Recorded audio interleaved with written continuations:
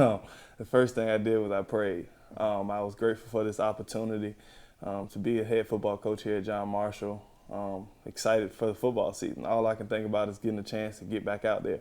I had to step away from the game when I transitioned to work here at John Marshall this past year. So I spent a lot of time just observing, being at the football games, watching, seeing what I might have done in those situations, and being able to just look at it and not have to be involved and see what decisions I might have made. I'm a very involved person. I like to be involved and engaged with the kids.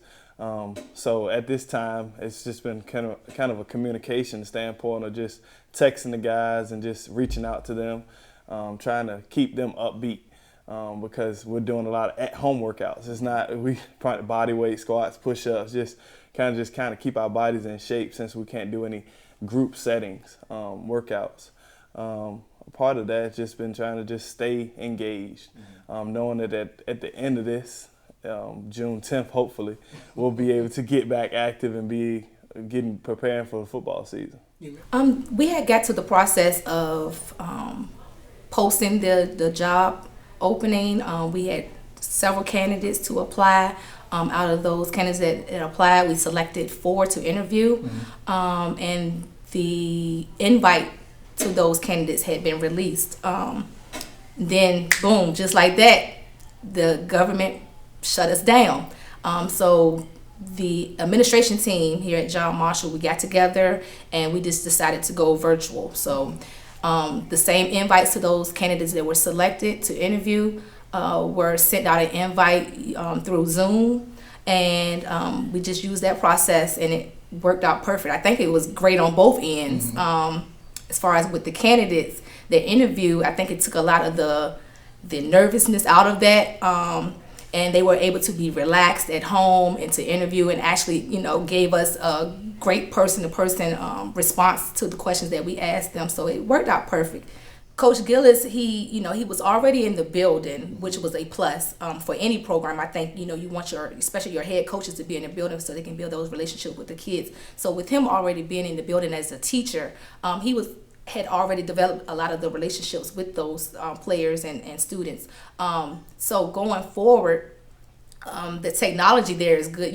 Working with kids, you have to grasp the technology part very quickly because that's how they communicate. So if you want to be able to be relatable with the kids, you have to be able to sometimes understand how they operate. And so with us, using technology in this day and time, we use it for other ways to promote the school in general and all the other activities. I think it was an easy step for the transition to use those particular technologies or virtual experiences for the things that we needed to conduct the business outside of, within teaching. What is your vision? What do you think that vision will be for John Marshall football under head coach Willie Gillus? We'll continue the winning tradition. We were able to go 6-4 last year. We lost in the first round of the playoffs. I don't think it was anything wrong with the season as per se. I think we just could have made a few different decisions, and it might have changed a few outcomes of the game. But that's everybody. We live and we learn. So I think we'll continue the winning tradition here at John Marshall, and with hopes to further our playoff runs and win state championships. From a team that hadn't been in the playoffs, I want to say over 2 decades, back-to-back playoff appearances for the first time in a long time here at John Marshall. What do you hope to do in regards to trying to keep that winning tradition and continue to go into the playoffs and not just getting there, but going deep in the playoffs? One of the biggest things is doing the things in the off season. But knowing right now, that's going to be a struggle. But we will prepare. I think that we will continue the winning process by doing everything that we need to do in the building firsthand, so that when the kids step on the field, they don't have to worry about anything outside of football. And I think once we get in the games, we'll make the right decisions, make the right plays. We'll have some exciting football players this year for us, and we'll just go from there. For a guy that's going to have his first head coaching opportunity, do you put added pressure on yourself to prove to not only the staff here, but around the Richmond City school system that you were the best choice to be the head coach here? Well, this has always been one of my life goals. So everything that I've been doing up to this point has been to get to where I am now.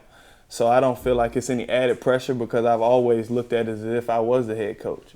Even when I was in college, I think some of my college coaches used to tell me, "Wow, man, you kind of you think a little bit further ahead than our players do at this time." Because, like I said, I've been around the game for so long, so I've always seen the game from a different lens. So I've always wanted to be in this position. So I don't think it's any added pressure because I've always kept this amount of pressure on myself anyway.